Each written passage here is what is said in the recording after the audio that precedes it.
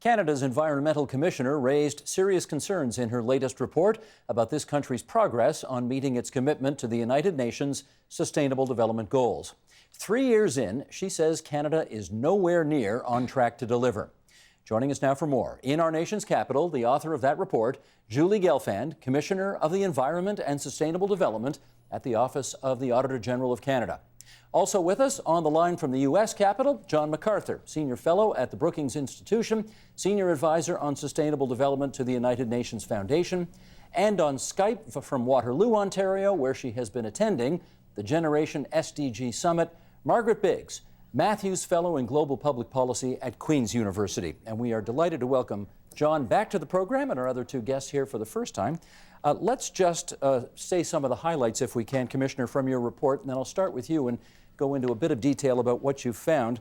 Here were the promises from the last federal budget to develop a national strategy through working with Canadians, Indigenous people, and other levels of government, build public awareness and create new partnerships, ensure all federal departments and agencies integrate the SDGs, the Sustainable Development Goals, into all of their policies and programs, and then present a review at the United Nations High-Level Political Forum in July to highlight actions taken so far. All right, Commissioner, you have looked into all of this. How is the government doing so far on following through? Well, first of all, the announcement that you just read about was an announcement that was made just last week. Our audit actually was completed prior to that announcement. So we were looking before the budget announcement was made as to whether or not Canada was prepared to implement the United Nations 2030 agenda, and overall we found that they are not ready to implement that agenda. Having made the announcement they did make a week ago, do you feel any more confident about things? Well, we haven't audited what they have just said. We signed this agreement in 2015. And so we started saying to the government, well, you've made this commitment, let's see how you're doing. This is part of an international effort of auditors generals from around the world to see if their governments are ready to implement these Sustainable Development Goals. So we looked at 7 different criteria. Do they have a high level of engagement? Have they got the resources in place? Have they developed a plan? Have they engaged the public? And do they have several criteria related to data? Do they have a measurement system, a monitoring system, and a way of reporting? And essentially, Canada, the only one that Canada got full marks for was the engagement. Canada did sign on to this, and the Prime Minister did make a speech at the United Nations saying that the Sustainable Development Goals applied to Canada, but for all those other criteria, they did not pass. Well, I don't want to be overly simplistic about this, but you're saying we're engaged, but we're not doing anything? At this point, what we're doing, let me tell you what we're doing. 5 ministries, 5 federal agencies have been named the leader of the Sustainable Development Goals Initiative in Canada. In my opinion, 10 hands on the wheel, pretty hard to drive that car. Some of those ministries have done some work in the area of SDGs on specific issues, but we were looking for an overall plan. There are 17 goals, 169 targets. Exactly what is Canada going to do to achieve all of the SDGs? We were looking for the overall plan. We were looking for how they were going to measure their progress. We were looking for the engagement of the public in developing that plan. And other than a little bit of statistical work that StatsCan had already done, Statistics Canada had found some indicators for the global indicators. Canada doesn't even have a set of national targets, and they were supposed to have developed those. Okay, you give me the metaphor of 10 hands on the wheel. I'm going to give you a metaphor of 3 building blocks for success in these SDGs. And here they come. Sheldon, why don't we put these graphics up for everybody else to see? Thanks. Balancing 3 pillars for sustainable development, which are the economy, society, and the environment, providing leadership, and assessing the impact of policy decisions. Now, given those 3 pillars or 3 building blocks for achieving the development goals, how are we doing? Right now, I wouldn't say we're on track. We've been looking at a tool at the federal level, which is called the Strategic Environmental Assessment Tool. And this is where the government is supposed to get information about the environmental effects, both positive or negative, of some of the programs, of all the programs and policies that they implement at a federal level. To date, we have not seen good uptake of a directive that was set out in 1990. And so this is a government directive that each decision should have this information, and we don't see it. So generally, I would say that the federal government is not close to doing a good enough job in those building blocks to achieve sustainability. Most of the time, it's about the economic impacts. Sometimes it's about the social impacts. And very rarely do we think about bringing the environmental impacts and looking at all three of those before we make a decision. Okay, thank you for setting the table here for if I can torture another metaphor, for the discussion to come here. John MacArthur, let's get you into this as well now. In terms of leadership, which was one of those three building blocks, how would you rate Canada's leadership abilities so far in achieving these Sustainable Development Goals? Well, thanks, Stephen. And I would first start just by congratulating Commissioner Gelfand on this. I think it's actually part of the process of doing this is to do an honest self-assessment on where we are. And it's important to stress this is a new type of challenge. This notion of universal goals that apply to all countries, that all countries negotiated together, 193 of them, across economic, social, and environmental targets, and then figuring out a new way to set long-term visions for them. This is not to be trivialized, but also it's of course crucial because these are the central challenges of our time. Inclusive growth, sustainable prosperity, and everyone being able to participate. So I think that it's interesting in my conversations yesterday with people working on these things in international circles, people are quite impressed just that Canada has such a strong governance structure to self-assess. And importantly, the government, in my reading of the report, agreed with all the recommendations and issued a statement from a few ministers afterwards talking about its next steps. So this, in my view, is first point, good governance in action. Second quick point I would say is this is across governments. So this agenda was signed on to under the Harper government in September 2015. We didn't have the type of conversation we're having today. And you guys at TVO and the agenda have been hosting the past few days. How do we get there? And so this is about building the conversation across the country. And then the third bit I would say is one of the things that's talked about in the report, which I thought is quite helpful, is the amount of conversation that's been happening in the federal government. There's been working groups. There's now, I actually think it's quite good. I think we need every hand on the wheel. Ultimately, we don't just need all 30 cabinet members' hands on the wheel. We need 36 million Canadians' hands on the wheel because this is a really big, complex agenda, which requires a lot of new types of thinking and a lot of new types of creativity. And the federal government is crucial, no question. The Prime Minister's speech at the United Nations last fall was crucial in setting the table. But really, the federal government provides four corners to the pieces of the puzzle, if you will. This is about what the provinces do, what do the cities do, what do the universities do, what do our businesses do, and we need to be thinking much more expansively, in my view, in order to have a chance of achieving these goals. Well, you mentioned Justin Trudeau's speech at the UN, and Margaret Biggs, I'll get you first to look at a clip of the PM giving that speech, and then we'll come back with a question for you, okay? Sheldon, go. Listen, Canada is a modest country. We know we can't solve these problems alone. We know we need to do this all together. We know it will be hard work. But we're Canadian, and we're here to help. Margaret Biggs, the Prime Minister often gets full marks for presentation, for style. How about substance here? Did you see it? Well, I would go beyond, Steve, the clip that you showed. I think the Prime Minister, by acknowledging the importance of the Sustainable Development Goals and Canada's commitment to them, that was extremely important. He also talked, though, about how the Sustainable Development Goals apply to Canada, and that we also have challenges. In the past, with the Millennium Development Goals, it was about other countries and the challenges that they faced and how Canada might be able to help them.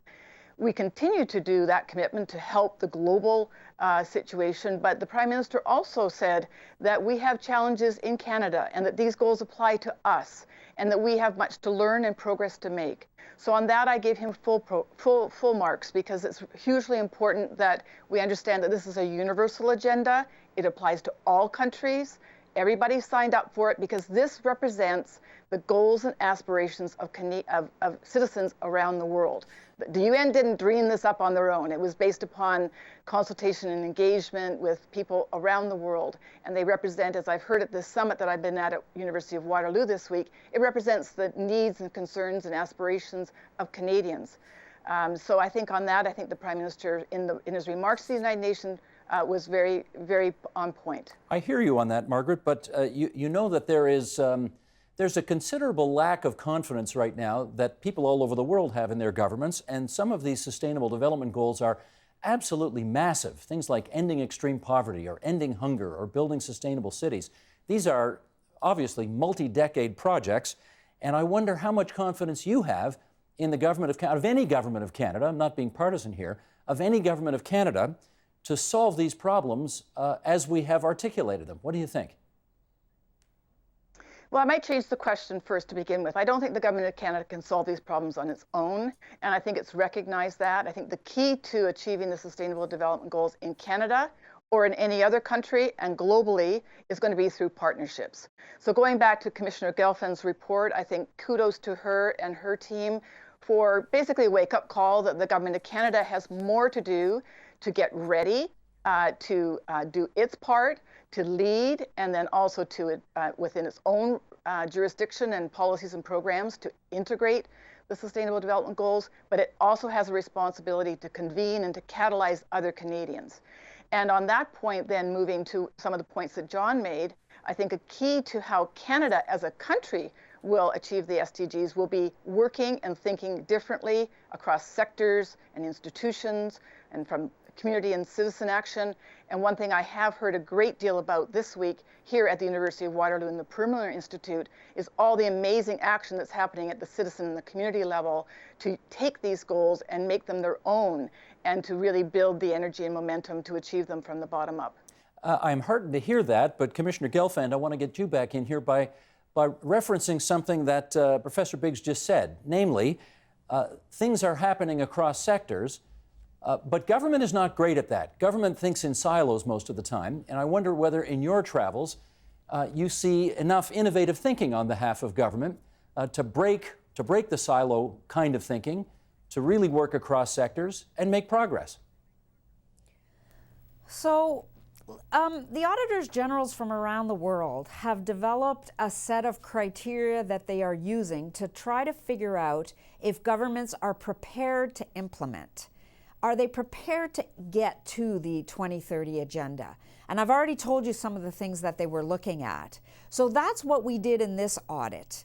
Now, auditors generals from around the world are also thinking beyond preparedness to looking at specific targets and seeing whether or not we can audit those targets. So for example, in the Office of the Auditor General of Canada, where my office sits, we will be looking at all the SDGs, and all of our senior staff will be deciding based on their assessment of government risk, where they should be, where Canada has a high risk of potentially not meeting a particular goal, and where we should go in and actually audit. And I think the federal government needs to think the same way. What we see with the federal government is they've established a new international feminist aid policy, for example, and then they tell me which SDG that meets.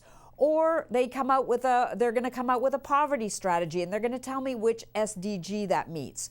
What I think auditors are looking for is government look at all 17 of those goals, all 169 indicators, targets, develop your own targets for your own country, tell us how you're going to meet those. So rather than going, here's what we're doing and this is how it links to the Sustainable Development Goals, what we're looking for is plans where it's clear that the government has considered all of these goals and figured out how they are going to achieve them in their own national context. And a quick follow-up to you, are you getting the kind of cooperation you need and the kind of information that you need from the different departments in government to be able to come to the conclusions you need to? Yes, so we've received very good cooperation from the departments that we audited, but recognize that we only audited the ones that we were told had their hands on the wheel. This is a complete agenda, and it will require all of the ministries of government, at least most of them. I can't think of any that wouldn't be part of this agenda. It will require engagement with Canadians to develop the world that we want here in Canada. We have to make sure we're leaving no one behind. The government has to show us as auditors that they're looking at this agenda in that broad perspective.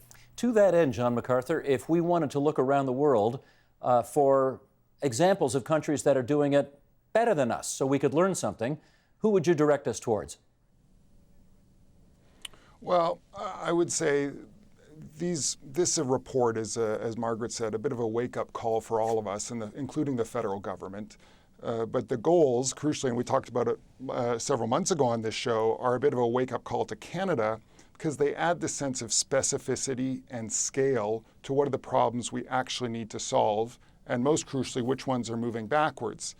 Different countries have different versions of those problems, and different countries have their organized in their federal structures or unicameral structures organized differently. So Germany, for example, out of Chancellor Merkel's office, the Chancellor's own office, the federal strategy is led, but they have a long history and a different division of labor between the national and the subnational than we do.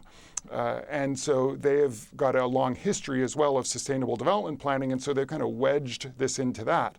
But the Chancellor Merkel seems to have taken this extremely seriously.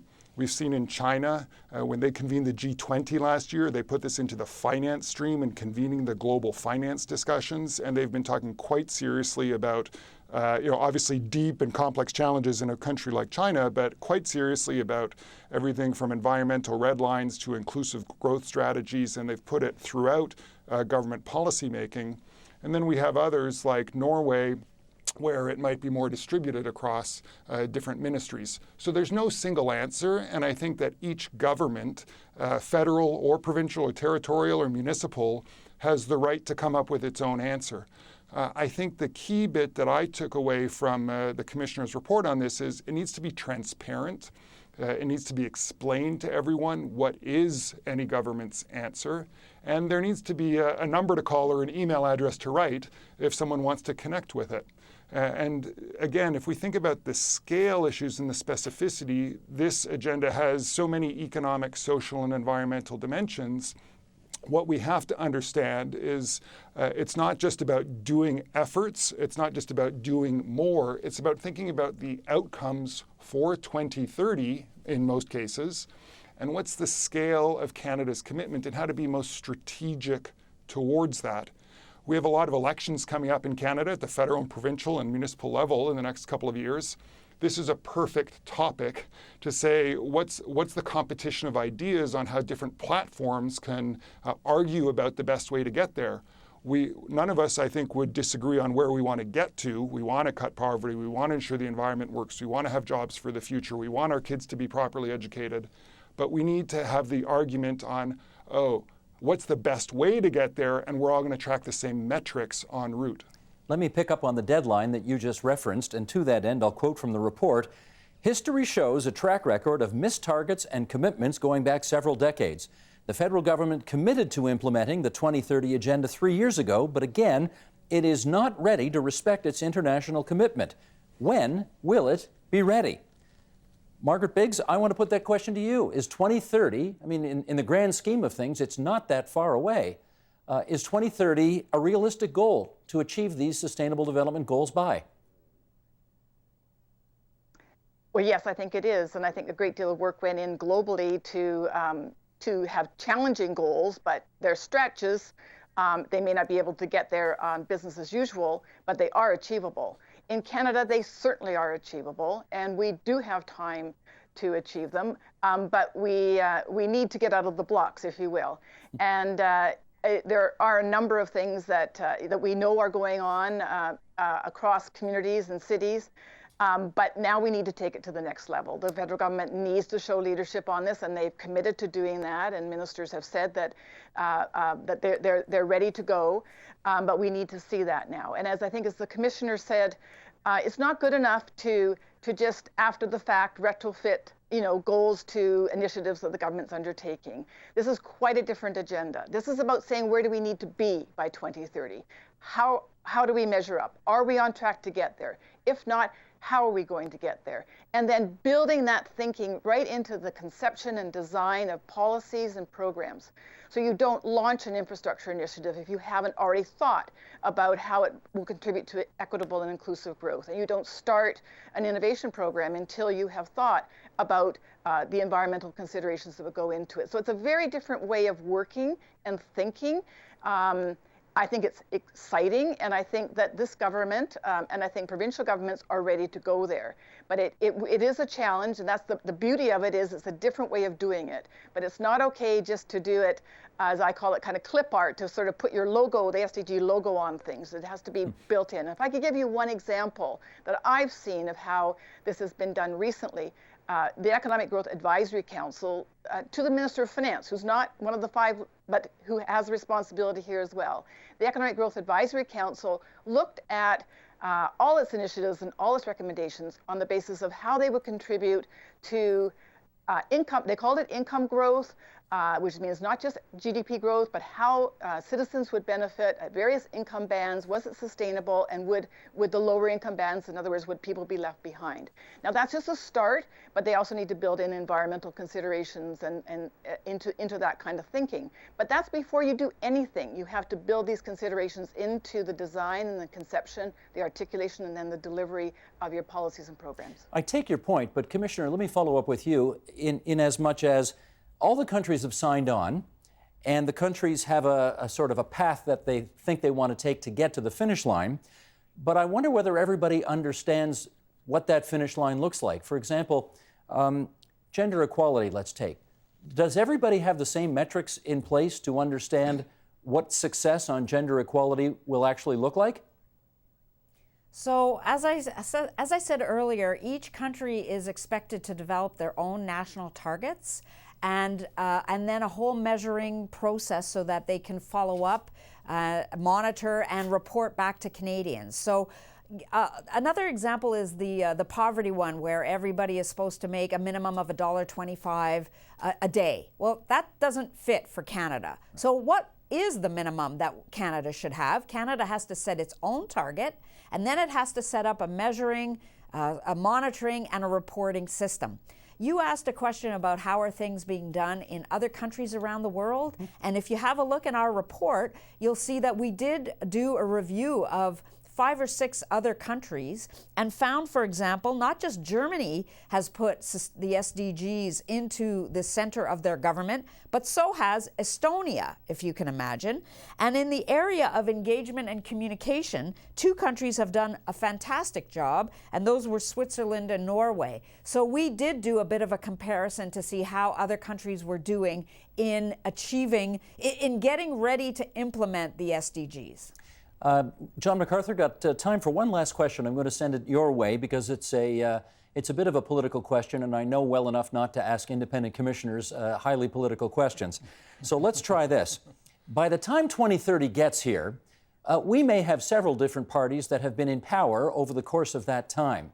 And I wonder if you're concerned, or what we ought to do about the notion of a successive government coming in and maybe having completely different priorities on what these goals ought to be and how to get there. What do we do about that? Well, I actually think that's the explicit beauty of these goals. And Margaret and I have recently written about how they can be a North Star, kind of a common reference point wherever you might sit.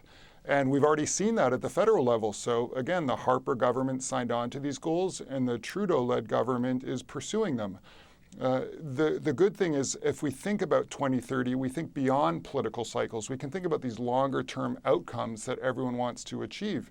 And in many cases, the targets are explicit. Like we talked about yesterday, cutting national poverty by half by Canadian standards. Well, then we need a clear poverty line, and then we can follow that explicitly. But even you mentioned gender equality. This is pretty straightforward. We need equal pay for equal work. We need equal representation in leadership roles in publicly and private sector. We need to remove the discrepancy in unpaid work. We need to remove the problems of violence against women. I don't know any political leaders in Canada that would be against any of those targets. And so what we need is these longer term strategies where we can kind of push out beyond a 4-year political cycle and say, these investments, these strategies we need to launch, we're going to do it, but it's for a 10-year, 12-year horizon, and our success will be measured by how we're doing in that 2030 deadline. And with that, I will ask our director to put a beautiful three-shot of the three of you up on our screen so we can thank, from left to right, geographically, not necessarily politically, Margaret Biggs, the Matthews Fellow in Global Public Policy School of Policy Studies and Department of Political Studies at Queen's University, Julie Gelfand, the Commissioner of the Environment and Sustainable Development, working out of the Auditor General's office in our nation's capital, and John MacArthur, who's good enough to join us on many occasions on this program, Senior Fellow in the Global Economy and Development Program at the Brookings Institution. We thank all three of you for coming on to TVO tonight and helping us out with these SDGs. Thank you.